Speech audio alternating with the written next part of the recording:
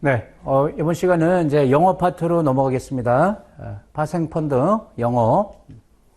여기서 이제 그 8문제 출제되는데요. 이제 파생상 펀드 종류들을 볼 텐데, 이제 뭐, 기초자산 연계, 이제 이런 표현을 쓰는데요. 그 다음에 이제 투자 기법이라는 게 있습니다. 그러니까 이제 파생상품을 활용해서 운영하는 이제 펀드들이 있는데, 이런 펀드들이 파생상품 이제 어떻게 활용하는 거냐, 이제 그런 얘기인데, 이 앞에 이제 두 부분, 여기가 중요합니다. 여기서 많이 나올 거예요. 그리고 이제 나머지, 뭐 특성이라든지 활용 전략, 이제 뭐 고객 상담할 때 이제 어떻게 해야 되냐, 이제 이런 것들은 비교적 쉬운 내용이 되겠습니다. 이 앞에 이제 좀 신경을 써야 되고요. 역시 여기도 여러분, 그 8문제 출제되는데 될 수 있는 대로 많이 맞춰야 되겠습니다. 법규는 완벽하게 대비를 하고 여기도 많이 맞추려고 이렇게 철저히 대비를 하고요. 왜냐하면 뒤에 이제 세 번째 파트가 굉장히 어렵거든요. 파생과 이론 파트이기 때문에 분량도 많고 좀 이제 단기간에 이해하기 어려워서 앞에서 점수를 많이 따야 된다. 그걸 강조드리는 거예요. 네, 그럼 이제 시작을 할게요. 1장에 이제 펀드 종류부터 파생 펀드 종류, 이제 투자 기법 이게 중요하다 말씀드렸죠. 1장이. 네, 파생 펀드 다시 한번 봐볼까요? 자, 파생상 펀드는 법의 규정은 안 돼 있습니다. 다만 파생 상품이나 파생 결합증권의 일정 비율 이상 이렇게 이제 편입시킨 펀드가 파생상 펀드가 되는데, 이 파생 상품 그러면 매매에 따른 위험 평가의 기준이 10%죠, 비율이. 그걸 초과하게 되면 파생 결합증권 자체는 50%죠. 요걸 초과하면 그러면 이제 파생형 펀드라고 보겠다는 거고. 이 파생형 펀드 투자할 때는 이제 기초자산이 다양하기 때문에 기초자산이 주식인지 뭐 금리인지 환율인지 이런 걸 봐야 된다는 거죠. 수익 구조, 또 중도 상환 여부. 대부분 중도 상환이 돼요. 개방형이기 때문에 그런 걸 이제 확인해야 되고, 또 특히 이제 장외 파생은 위험하니까 장외 파생에 투자할 때는 또 상대방을 잘 봐야 된다. 상대방 위험이 이제 크기 때문에 또 평가 주기 등에 주의할 필요가 있다. 그렇군 하고 넘어가면 되겠죠. 자, 그러면 이제 2절에 현재 파생 펀드 중에서 뭐의 연계 그러면 기초자산은 주식이나 주가지수 사용하는 주가 연계 파생 펀드가 가장 일반적인 거다 이렇게 보시면 돼요. 가장 일반적이다. 즉 ELF 떠올리면 되겠죠. ELF 여기 나오네요. 여러분. ELF. 자, 그러면 주가 연계 상품에 여러분 이제 유사 상품이 이렇게 이제 3개가 있지 않습니까? ELD, ELS, ELF. 이거 별표 치겠습니다. 한 문제 여기서 출제가 됩니다. 그렇게 봐야 돼요. 한 문제 나온다. 이렇게 이제 8가지죠, 여러분. 8가지가 이제 그 차이점이 있는데 어렵지 않아요. 자, 이것은 주가 연계, 에쿼티잖아요, 여러분. 에쿼티 링크드 디파짓이니까 주가 연계 또는 주가 연동 예금이 되는 거고, 이건 증권으로 번역하는 거고, 주가 연계 펀드가 되겠죠. 우리 이제 이걸 다루겠다는 건데요. 이게 파생 펀드라는 거예요. 주가 연계. 근데 ELD는 예금이니까 누가 은행이 만드는 상품이다. ELS는 증권사인데 이제 투자 매매업자라고 이제 표현하는 거죠. 투자 매매업자가 발행한다. 증권사 떠올리면 되는데요. 그리고 이건 펀드니까 집합투자업자.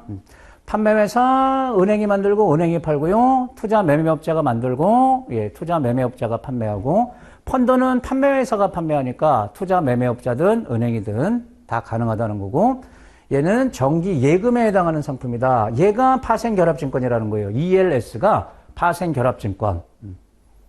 그 다음에 이건 펀드니까 수익증권. 이게 다르고, 자금을 운용할 때, 이건 이제 판매해서 들어온 자금을 이제 운용할 때 혼합해서 자기 돈처럼 운영할 수 있어요. 이것은 사전에 이제 수익을 제시하고요. 구간에 따라서 이제 확정 수익을 제시하니까 그 약속한 걸 주면 되니까 자기 돈처럼 운영할 수 있는데, 펀드는 그렇지가 않죠. 반드시 자금을 어디에 맡겨야 돼요? 신탁업자한테 맡겨야 되잖아요. 이건 펀드니까 별도 운영하는 거고, ELD는 예금 성격을 가져서 100% 원금 보장이 됩니다. 보장형 상품인데, ELS는 보장형, 비보장형 다 있어요. 근데 비보장형이 훨씬 많죠.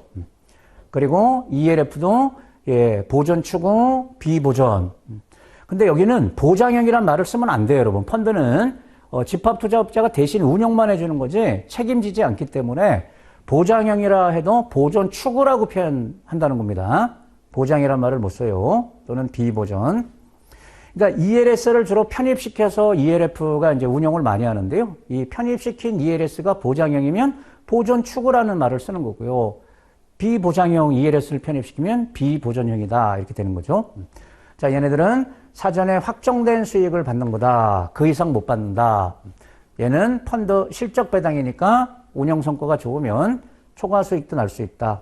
예금자 보호 된다. 나머진 안 됩니다. 두 개는 안 되고. 자, 이제 여기서 수익을 얻었다. 이익이 발생하면 이제 소득세를 부과하는데요. 얘는 이자 소득으로 과세라고 나머지 두 개는 배당 소득으로 과세라는 거예요.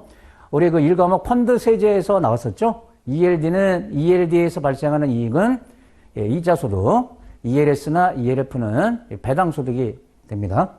이렇게 이제 8가지 차이점. 한 문제 나올 것이다. 이 말은 좀 말씀드린 겁니다. 펀드는 실적 배당이기 때문에 원금 보장 구조라 하더라도 그 표현을 쓰면 안 된다. 보존 추구다.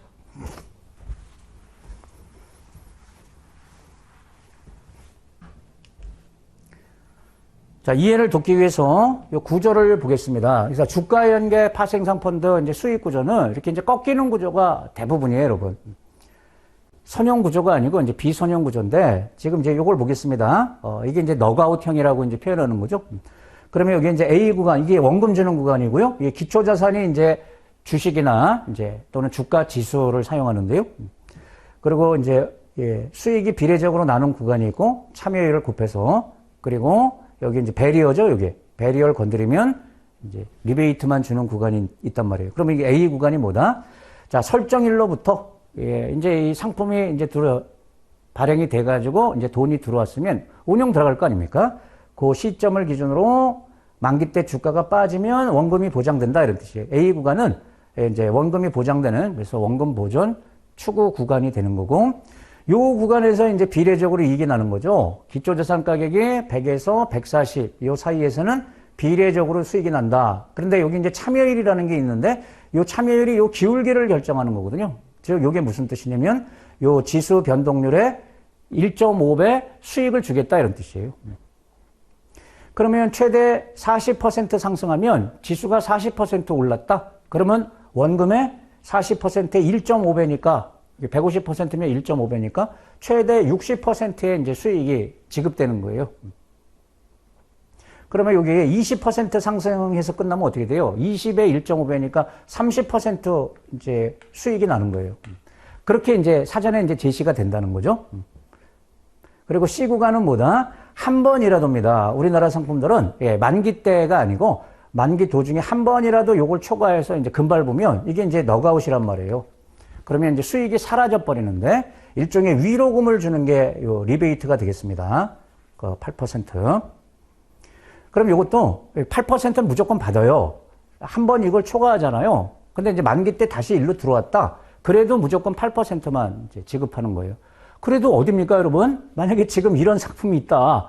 그러면 이 리베이트 걸리기를 바라는 사람들도 많습니다. 투자자 중에 이렇게 바라고 투자하는 사람들도 있지만 이걸 초과해가지고 8%만 받아도 그 예금보다는 뭐 2배 이상 지금 좀 금리가 올라서 예금 이자도 좀 높아졌지만 확정 수익이 발생하니까 이 넉아웃에 걸리는 것도 이렇게 리베이트가 있으면 나쁜 게 아닙니다. 자, 이해되셨죠? 이런 식의 이제 사전에 수익 구조가 정해지는데 그러면 이제 이런 상품을 팔았단 말이에요. 그럼 이제 돈이 들어올 때 돈을 어떻게 운영하냐. 자산운용회사가 자금을 운영할 때 이렇게 세 가지 형태가 있다는 겁니다. 이 상품 유형을 보면 돈을 갖다가 워런트에 투자하는 이제 형태가 있고 아까 똑같은 구조를 이제 지급하겠다 이렇게 이제 제시를 하더라도 워런트에 투자하는 경우가 있고 파생결합증권 자체 이게 이제 ELS죠. ELS를 편입시켜서 운영하는 형태의 펀드도 있고 장내 파생 상품에 직접 운영하는 형태의 펀드도 있다는 거예요. 자기가 직접 운영해서 그 수익을 만들어내면 되니까. 그럼 이 워런트 투자형은 어떻게 하는 거냐면 이런 구조입니다. 이제 자금을 대부분 채권에 투자를 해요. 원금을 확보하기 위해서 채권에 투자하고 채권의 이자 정도를 워런트를 편입시키는 거예요. 워런트가 이제 옵션이죠. 주로 이제 장외 옵션입니다. 여러분, 이 워런트 투자형은요, 무조건 원금 보존 추구형이다 이렇게 보면 돼요. 원금을 보존해줘야 되는 구조에서는 대부분 이런 식으로 자금을 운영한다. 그 다음에 이제 ELS 자체를 편입시키는 거예요. 아까 그런 구조를 갖고 있는 ELS를 이제 편입시켜서 운영하는 거. 파생결합증권을 편입하거나 또는 장애 계약을 맺는 거. 장애 파생 계약. 그러니까 아까 그런 구조를 놓고 서로 계약을 맺는 거죠. 이렇게 우리 주고받자. 장애 계약을 맺는 이런 형태도 있는데 이런 형태는 원금 보존 추구형, 비보존형 두 개 다 있다는 겁니다. 그리고 장래 파생 상품 그러면 대표적인 게 이제 선물인데요. 선물은 선용구조란 말이에요. 선용구조 상품을 활용해 가지고 옵션 같은 비선형 상품을 이제 복제하는 방법이에요. 장래 파생 상품을 이용해서 옵션 구조를 이제 복제하는 펀드 이런 형태도 있다는 겁니다.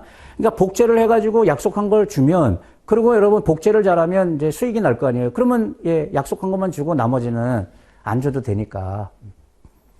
복제해서 운영하는 것을 금융공학 펀드라고 이렇게 얘기합니다. 다시 한번 말씀드리면 장래 파생상은 선물이 대표적인데 선물은 이제 선형구조예요. 선형구조 상품을 가지고 비선형 상품을 복제해낼 수 있다는 겁니다. 이런 이제 세 가지 유형이 있는데 이제 하나하나 이제 살펴보겠습니다. 먼저 워런트 투자형. 너무너무 중요해요, 여러분. 시험에 매번 출제가 되는데요. 자, 워런트 투자형은 어떻게? 이게 워런트가 이제 옵션이라는 뜻입니다. 특히 이제 장애 옵션 계약을 많이 맺어요. 무슨 구조를 만들 수 있다? 워런트 투자형은 다양한 비선형입니다. 옵션이니까 이제 꺾이는 구조가 되겠죠. 이런 구조를 만들어낼 수 있는 거다. 자, 워런트의 장점은 옵션이기 때문에 레버리지 효과가 있죠, 여러분. 옵션은 권리만 사고 파는 거기 때문에 이제 적은 금액으로 거래가 되는 거예요. 그래서 적은 금액으로 권리에 대한 대가, 이제 프리미엄이라고 표현하지 않습니까? 금액으로 투자가 가능해서 레버리지가 이제 나온다. 그리고 워런트 투자형은 원금 보존 추구형 만들 때 사용하는 거다. 비보존형이 아닙니다. 그래서 이제 자금을 어떻게 한다? 대부분을 채권에 투자라고요. 채권의 이자 정도를, 그러면 이제 채권 금리를 봐야 되겠죠? 채권 금리에 따라서 이제 워런트 투자 금액이 이제 달라지는데, 그 이자 금액을 워런트를 매입하는 거예요. 권리를 갖는 쪽으로 워런트를 매입해서 이제 그 수익을 만들어내는 거다. 이 워런트는 이제 장애 파생 상품이다. 장애 옵션이다. 주로 이제 장애 옵션이다. 왜냐면 장래는 그 원하는 구조를 다양하게 설계할 수가 없겠죠? 장애 계약을 통해야 원하는 조건대로 이제 설계가 되기 때문에 대부분 이제 장애를 이용한다. 그래서 당연히 가격 변동 위험은 있는 거죠, 여러분. 옵션 가격 변동이 생길 테니까. 근데 신용 위험도 있다는 겁니다. 장애 계약이기 때문에. 그리고 또 채권도 여러분 대부분 안전자산의 국채에다가 투자를 많이 하는데 편입한 채권에 신용 위험도 있을 수 있어요. 신용 위험 있고 가격 위험 있고 요거 이제 워런트 관련해서는 가격 위험, 신용 위험 다 있고 편입한 채권에 신용 위험이 있고 그리고 얘는 무조건 원금 보존 추구형이다 이렇게 보시면 돼요. 자, 워런트를 편입한다는 것은 다양한 구조를 만들려고 하는 거예요. 그래서 이제 이름들이 있다는 겁니다. 요 이름들을 이제 하나씩 봐야 돼요. 자, 이제 콜형이 있고 풋형이 있고 디지털 구조가 있는데 이제 그래프를 참조하면 이제 이해하기가 쉬운 거고요, 여러분. 시험에서는 이 그래프가 나는 게 아니고 요 말을 주고 요 이름이 디지털이냐, 뭐 스프레드냐, 이제 이걸 찾으면 되는데 자, 콜형이라는 건 뭐예요? 여기 보는 것처럼 자, X축이 이제 기초자산 가격, 여기서 이제 주가가 되겠죠? 올라갈 때 수익이 나는 거, 이것을 콜형이라 그래요. 우리나라 대부분 상품은요, 우리나라 상품은 다 콜형이 대부분이에요. 지수가 올라갈 때 수익이 지급돼요, 여러분. 떨어질 때 주는 게 아니고 올라갈 때. 반대로 지수가 빠질 때 수익이 나는 거다. 그러면 이제 풋옵션형이다. 이렇게 표현하는 거고요. 자, 디지털은 0, 1이잖아요, 여러분. 디지털은 일정액을 주거나 안 주거나. 그러니까 상승 또는 하락 시 일정한 쿠폰을 받거나 받지 못하는 이런 구조죠, 여러분. 자, 일정액을 주거나 원금만 주거나 이런 구조. 이런 말 나오면 디지털. 그 다음에 스프레드. 스프레드는 기초자산이 특정 구간에 있을 때는 지속적으로 수익이 상승하지만 특정 구간을 넘어서면 일정 수익만 나온다. 이런 말이 나오면 스프레드. 이 일정 수익이 이제 캡을 씌운다. 이렇게 얘기해요, 여러분. 그 이상 안 주겠다. 자, 이런 구조가 되겠습니다. 자, 이게 올라갈 때 주니까 강세라고 표현하는 거고요. 이건 떨어질 때 수익이 나니까 약세라고 표현하는데 위아래가 막혀 있는 거 있죠, 여러분? 원금 주고 예, 여기까지는 비례적으로 참여율에 따라서 나오고 그 이상에서는 떨어뜨리진 않는데 캡을 씌우는 거. 얘도 마찬가지고요. 그 다음에 레인지의 구조는 레인지는 범위잖아요, 여러분. 범위. 이런 구조. 그래서 기초자산이 특정 구간에 있을 때만 일정 수익, 그러니까 비례 수익이 없고요. 특정 구간에 있으면 일정 수익이 나오고 그걸 벗어나면 수익이 없는 구조. 이걸 갖다가 레인지 구조라고 표현해요. 연상이 되시죠? 이거 구분되시죠, 여러분? 비슷한 말이 나오는데 스프레드하고 레인지는 이제 구분할 수 있어야 되고요.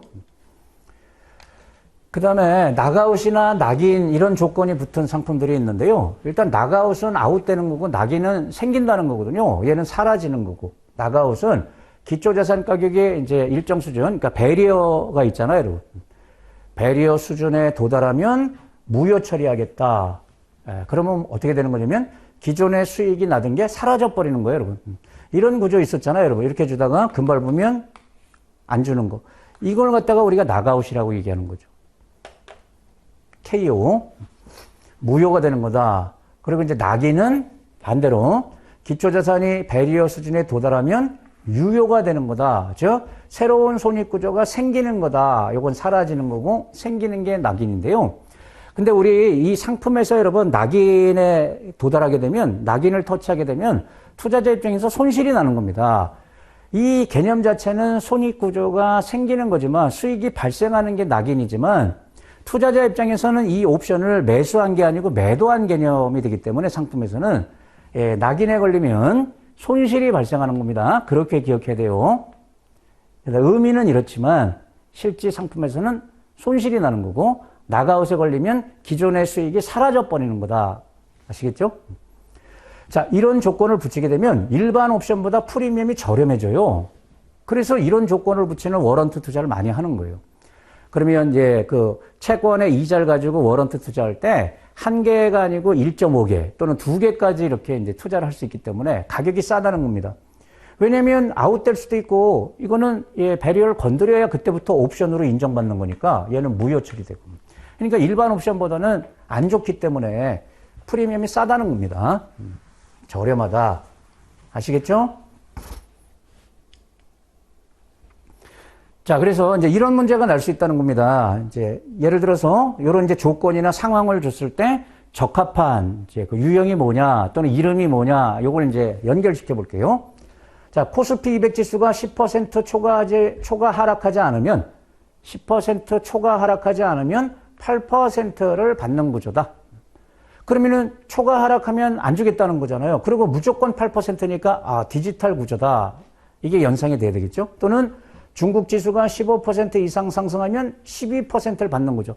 그러니까 비례 구간이 없이 무조건 12% 받거나 또는 못 받거나 이런 느낌이니까 이건 이제 디지털 구조다 보시는 거고요. 투자자가 큰 폭의 이익을 포기하고 큰 폭의 이익 포기하고 대신 손실 위험을 줄일 수 있는 거죠. 이런 표현 나오면 위아래가 막혀 있는 좀 보수적인 개념 스프레드 구조. 현재 2000포인트인 지수가 향후 1년간 1600에서 2400. 그러면 이제 상하로 그러니까 떨어지는 것도 한 400, 올라가는 것도 한 400. 이렇게 등락을 보일 것을 예상할 때 적합한 구조. 그러면 이 범위 안에서 이제 수익이 나오는 게 좋겠죠? 레인지 구조. 주가가 1년 이내 40% 이상 상승하지 않으면 참여율 100% 콜옵션이다. 그러면 올라간 만큼 수익이 나오는 거다. 참여율이 100%니까 지수 상승이라고 똑같이 이제 수익이 지급되는 구조지만 한 번이라도 40% 이상 상승하면 이후 주가 움직임과 관계없이 콜옵션이 없어진다. 그럼 아웃되는 거잖아요. 그럼 낙아웃을 설명하고 있는 거다. 이 판단되죠?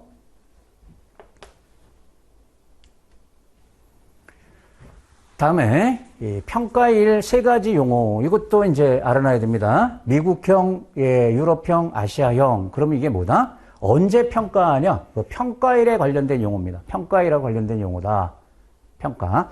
유럽식이라는 것은요, 만기 때만 이제 평가가 이루어지는 상품을 말해요, 여러분.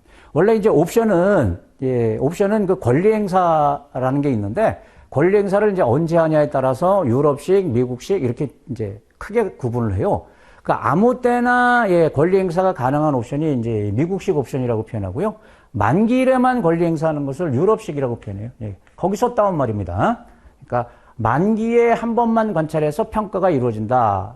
만기 때 평가한다. 그러면 유럽형. 미국형은 만기 전 어느 때라도 조건에 도달하면 수익이 확정되는 거다. 그러면 이제 미국식. 아무 때나 어느 때라도. 그 다음에 이제 아시아 대륙 이름 딴 거죠. 아시아 그러면 특정 평가율을 정해놓고 수익률들을 결정한 다음에 최종적으로 이제 평균해서 수익을 결정하는 거다. 이런 표현 나오면 아시아형이 되겠습니다. 여러분, 우리나라 이 상품 중에서요, 만기일 기준으로 평가하는 것도 있고요. 그리고 조기상환형이 많지 않습니까? ELS 같은 경우 조기상환형이 많아요. 조기상환형은 이 아시아 형태에 가까운 거죠. 6개월 단위로 평가를 하는 거잖아요. 특정 평가율을 정해놓고.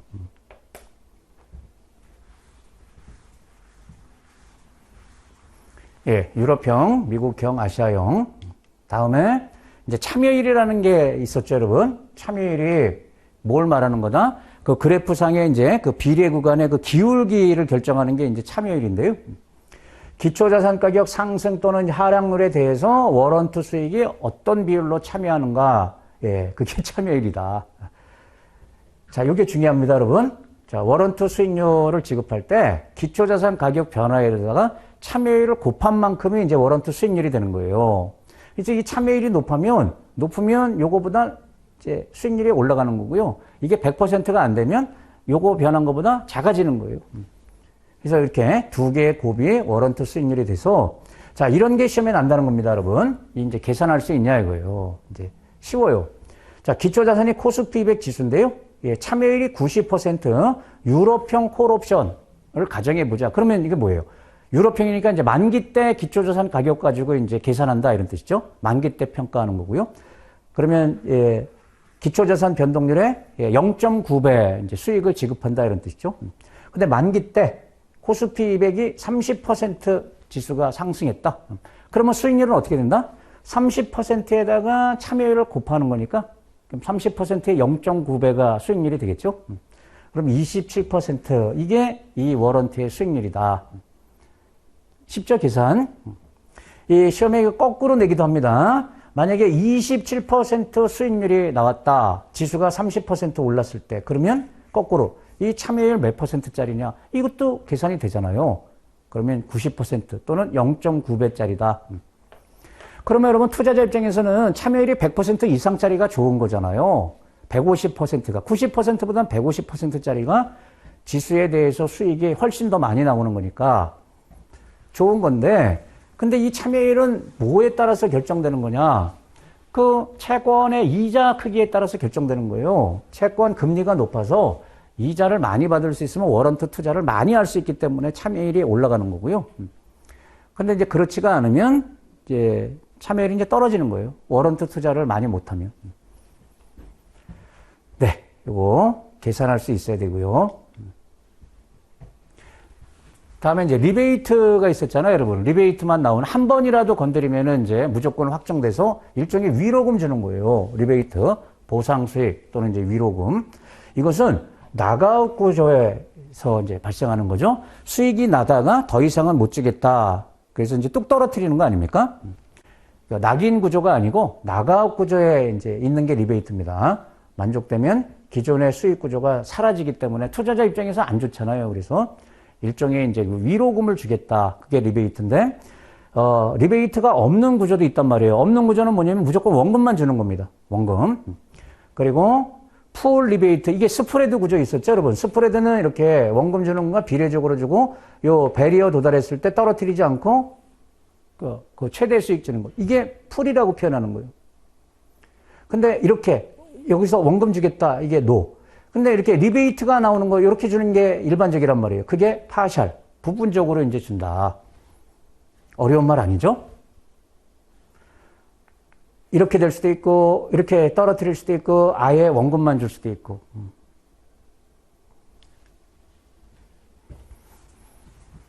자, 지금까지 워런트 투자형에 대해서 이제 살펴봤습니다.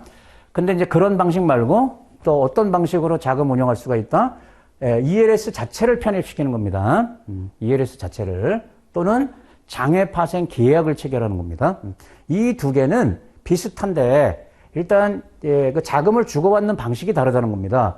파생 결합증권을 편입시키는 거다. 이거는 ELS를 사는 거잖아요. 그래서 항상 원금을 발행사한테 이제 제공을 해야 된다. ELS는 상품이니까 상품을 편입시키려고 그러면 상대방한테 그 상품에 대해 원금이 가야 되겠죠? 원금이 가고 나중에 이제 돌려받는, 약속된 금액을 이제 돌려받는. 항상 원금이 ELS 발행자에게 넘어간다는 겁니다. 반면에 장외 계약은 협상에 따라서 두 가지가 다 된다는 겁니다. 원금을 상대한테 넘겨주고 만기 때 되돌려받는 그런 식의 운영도 있고, 이게 이제 위험하단 말이에요. 상대방 위험이 커가지고 중간중간에 이자만 주고받는, 이자 또는 이게 이제 차익이라고 불러요. 차액만. 이런 식의 계약을 맺을 수도 있는데 이걸 많이 해요. 왜냐면 장애는 상대방 위험이 서로 크기 때문에 원금 자체를 주고받는 걸 꺼려요.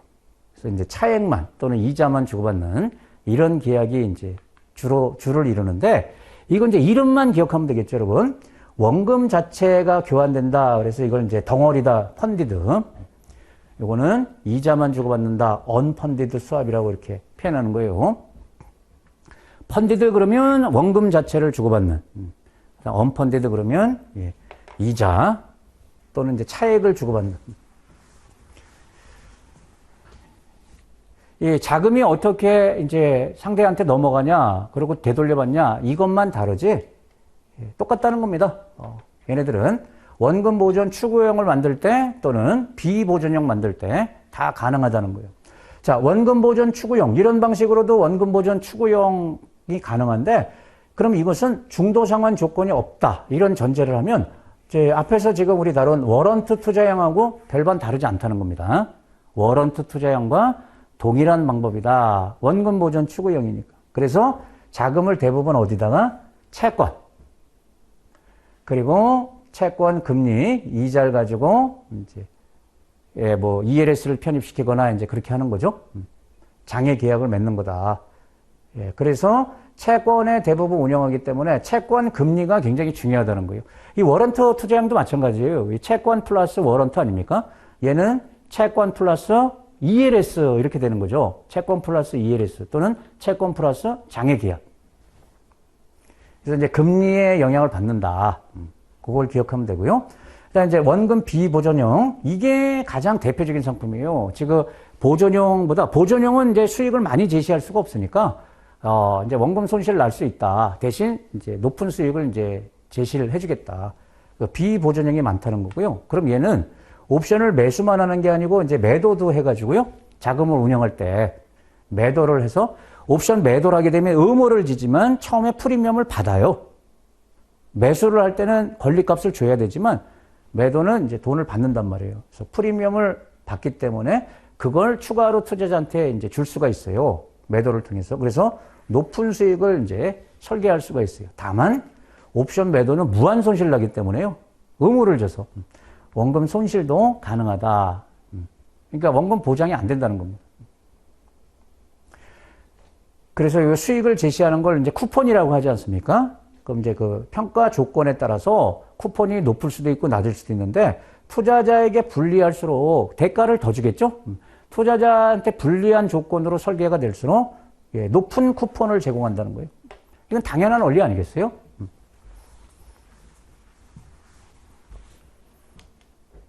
자, 그래서 요거 별표 치겠습니다.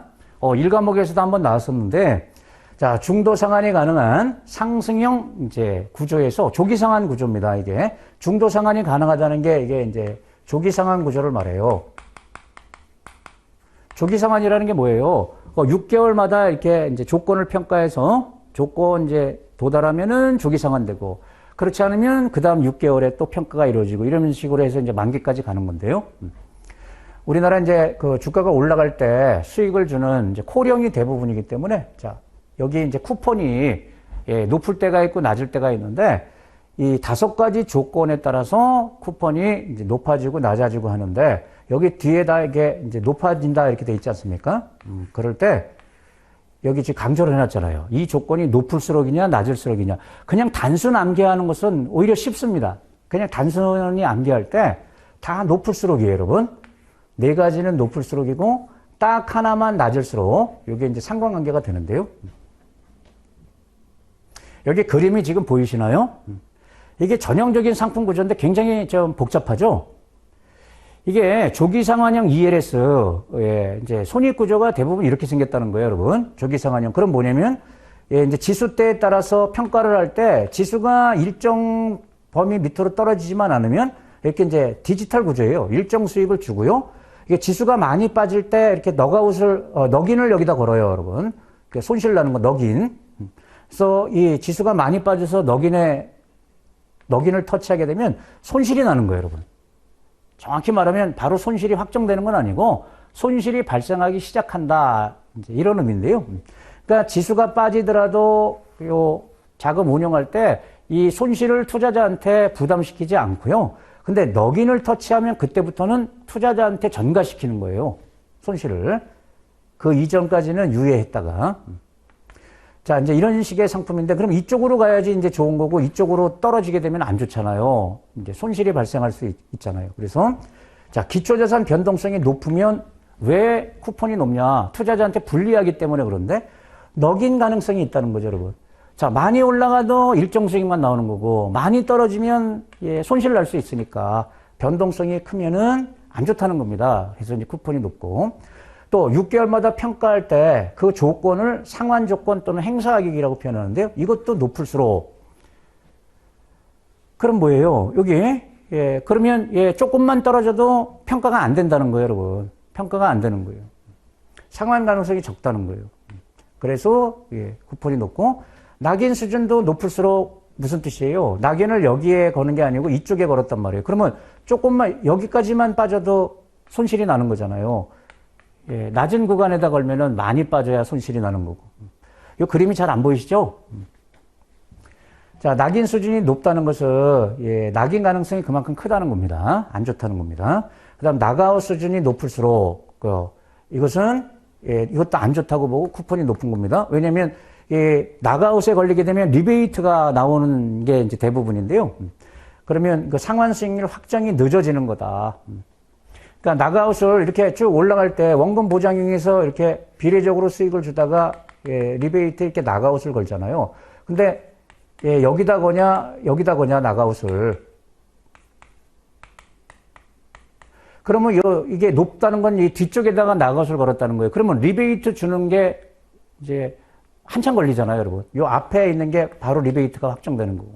그래서 리베이트를 선호하는 투자자들이 있기 때문에 이게 예, 높은 가격대에 낙아웃이 있으면 확정되는 게 늦어져서 안 좋다는 겁니다.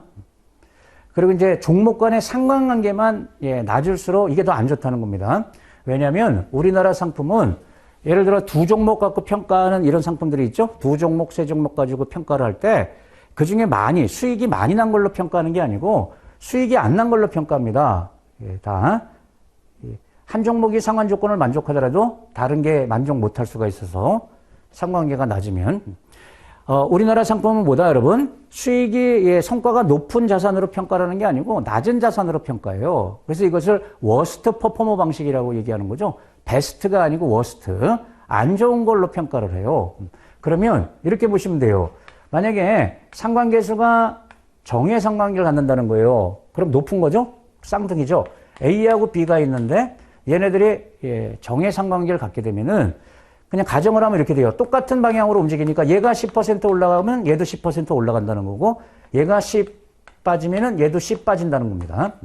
그러면은 이럴 때는 10% 수익이 난 거고 이럴 때는 예, 10% 손해가 났으니까 그러면 두 번 중에 한 번은 예, 조기 상환이 된다고 보시면 돼요. 그런데 이게 만약에 상관계가 낮으면 어떻게 되냐면 얘네들 움직임이 얘가 올라가도 얘는 떨어진다는 거고 얘가 떨어지면 얘는 올라가서 끝난다. 이런 이제 자산들이라는 건데 그러면 항상 안 좋은 걸로 평가하니까 얘로 평가하니까 이런 경우에는 거의 100% 조기 상환이 안 되는 거예요.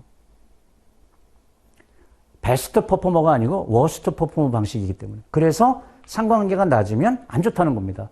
투자자 입장에서. 이해되셨나요? 네, 높을수록 다 높을수록인데 종목 간의 상관관계 그것만 낮을수록 투자자한테 안 좋아서 쿠폰이 높다.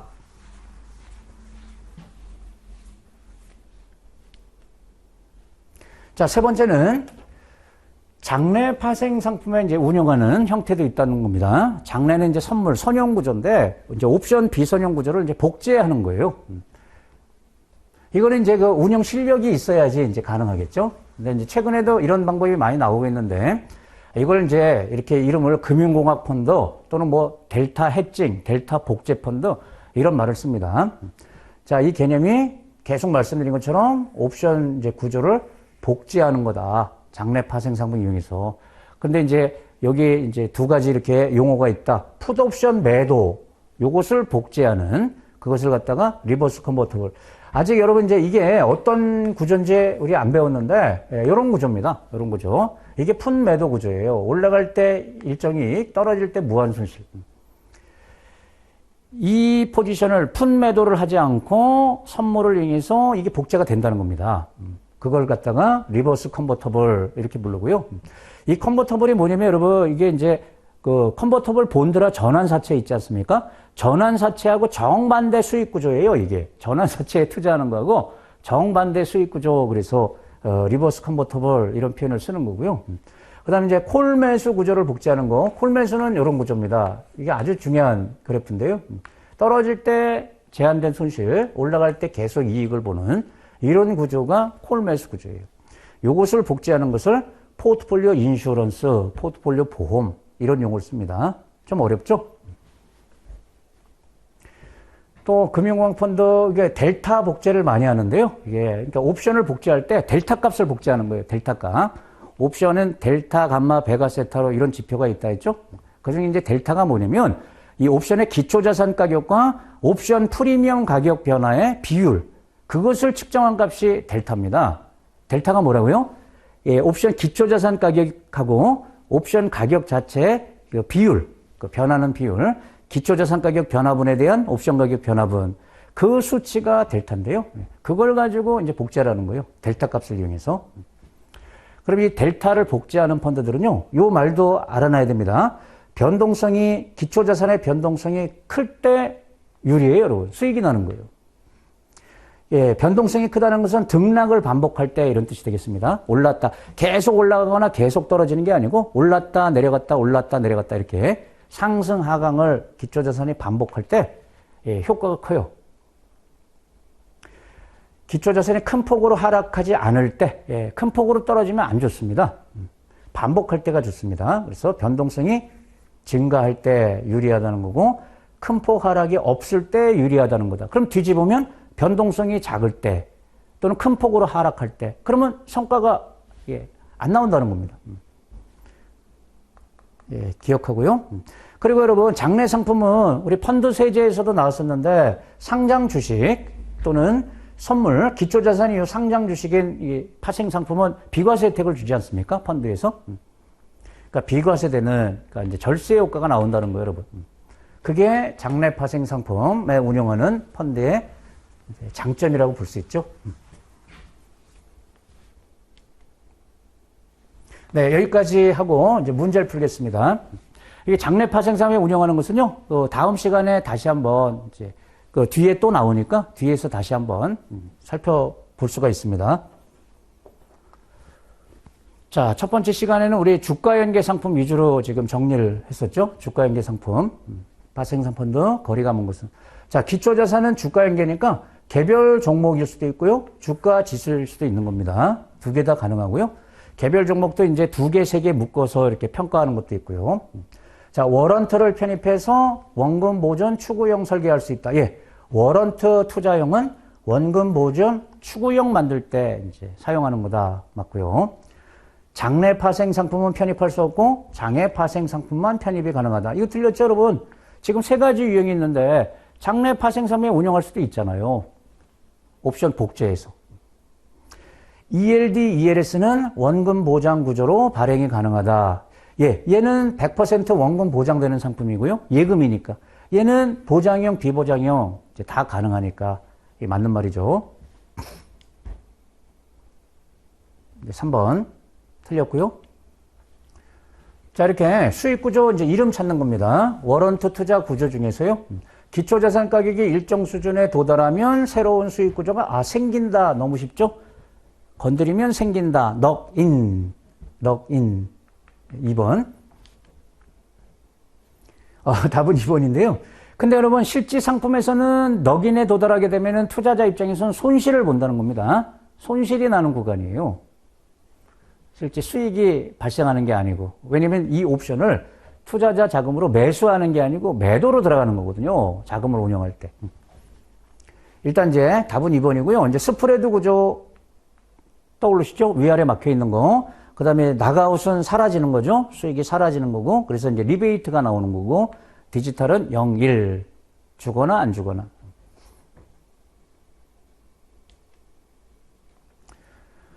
예, 옳은 것은 주가 연계 파생 결합 증권에 대한 설명이다. 이거는 이제 파생 결합 증권 자체. 그러면 이제 ELS 떠올리면 되겠죠? ELS. 파생 결합 증권이니까. 자, 다른 조건이 일정할 때 요거 여러분 쿠폰 얘기하는 것 같은데요. 쿠폰 제시 수익률이니까. 자, 기초자산의 변동성이 크면은 투자자한테 좋다, 안 좋다? 안 좋다. 왜? 낙인 가능성이 있기 때문에 안 좋다 했습니다. 그럼 제시 수익률이 낮아지면 안 되겠네요? 높아져야 되겠네요? 틀렸고. 다른 조건이 일정할 때 기초자산 상관관계가 낮아진다? 상관관계가 낮으면 안 좋은 겁니다. 그럼 제시 수익률이 이것도 높아야 돼요. 틀렸고. 자, 낙인 수준이 낮을수록 좋은 겁니다. 높으면 안 좋은 거고, 낙인이 낮다는 것은 원금 손실이 천천히 발생하는 거예요. 투자자에게 안정성이 높아서 손실 위험이 감소하는 거다. 이게 낮으면. 이건 맞습니다. 이게 높은 게 불리한 거고요. 제시 수익률이 높다는 것은 투자자에게 권유하기 적합한 상품이다. 이게 단정하면 안 되죠. 무조건 제시 수익률 높은 걸 권하게 되면 그만큼 왜 수익률이 높겠어요? 위험이 커서 그런 거 아니겠어요? 이게 말이 안 되는 겁니다. 네. 이해되셨죠? 3번이 맞는 말이고 1번, 2번은 틀렸다. 4번도 틀린 표현이다.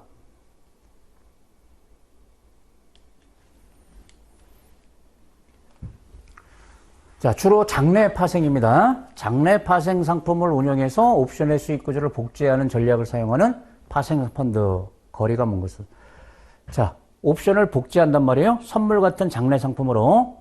델타 펀드라고 부릅니다. 또 이거 포트폴리오 보험용 펀드 있었죠? 리버스 컨버터블 펀드 있었죠? 이건 무슨 구조를 복제하는 겁니까? 콜 매수 구조를 복제하는 겁니다. 콜 매수 구조를 복제하는 걸 포트폴리오 보험용이라고 부르고요. 이것은 풋 매도, 풋 옵션 매도 구조를 복제하는 걸 말하고요. 그럼 답은 이거죠, 여러분. 인덱스 펀드.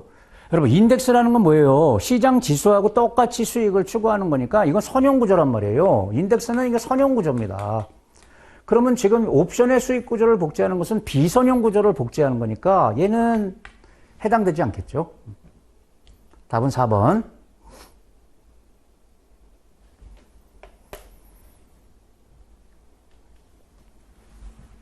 예, 이렇게 여러분 문제를 풀어보지 않으면 이게 이제 단답형으로 이렇게 나오더라도 그 말이 그 말 같아요. 이게 뭘 묻는 거지? 이렇기 때문에 그래서 문제를 풀어봐야 된다는 겁니다. 자, 장내 파생상 운영형 주가 연계 파생 펀드. 어디에 운영한다고요? 장내 파생에. 자, 델타 해칭 펀드, 금융공학 펀드 뭐 이런 표현을 쓰는데 델타 해칭 펀드는 설정 이후 변동성이 감소해야 수익이 발생한다. 감소해야. 이거 틀렸죠, 여러분? 어떨 때 유리해요? 변동성이 증가해야 유리해요. 왜냐하면 얘 운영 방식 자체가 이 기초자산 가격 자체가 등락을 반복해야지 성과가 나오는 거예요. 왜 등락을 반복할 때 성과가 나오냐면 그건 이제 뒤에 이게 또 나옵니다, 여러분. 구조화된 이제 펀드라는 게 있어서요. 구조화형 펀드. 거기서 다시 한번 나올 거예요. 얘는 그러니까 복제를 할 때 어떻게 하냐면 기초자산 가격이 많이 올라가게 되면은 일단 그 투자 수량을 줄이게 돼 있습니다. 떨어질 거에 대비해서 줄여놔요. 많이 떨어지면은 올라갈 거에 대비해서 미리 좀 많이 비중을 늘려놓는 거예요. 그런 식으로 하기 때문에 올랐다 떨어졌다 해야지 수익이 난다는 겁니다. 많이 오를 때 예, 이제 그 비중을 줄여놔갖고 떨어질 때 손실이 작고, 그리고 또 떨어질 때 많이 떨어지게 되면 또 비중을 늘려놔서 다시 올라갈 때 또 성과가 높게 나오고, 이렇게 등락 반복할 때 성과를 추구하는 거예요. 틀렸고, 선물을 활용해서 옵션 수익 구조를 복제하는 전략을 주로 사용한다. 예, 이거 맞고. 예, 이게 환매 수수료가 낮거나 없어요. 예, 중도 환매 가능하다. 낮은 환매 수수료. 이것도 장점입니다, 여러분. 이 장내 상품은 유동성이 커가지고요. 예, 그 유동성 위험이 거의 없습니다. 유동성이 굉장히 풍부하기 때문에 쉽게 현금화가 가능하다. 그래서 낮은 환매 수수료. 수익률 변동 가능성이라는 단점이 있다. 이 수익률 변동 가능성은 이 장단점에 다 들어갑니다. 그러니까 복제를 하는 거잖아요. 그럼 복제를 잘하냐 못하냐에 따라서 복제를 잘하면 예, 생각보다 높은 성과가 나오는 거고 운용 과정에서. 근데 복제를 잘못하면은 예, 이제 성과가 안 나올 수 있겠죠. 그러니까 장단점에 다 해당되는 거예요. 수익률 자체가 고정되는 게 아니고 변동하는 거죠. 복제를 하니까.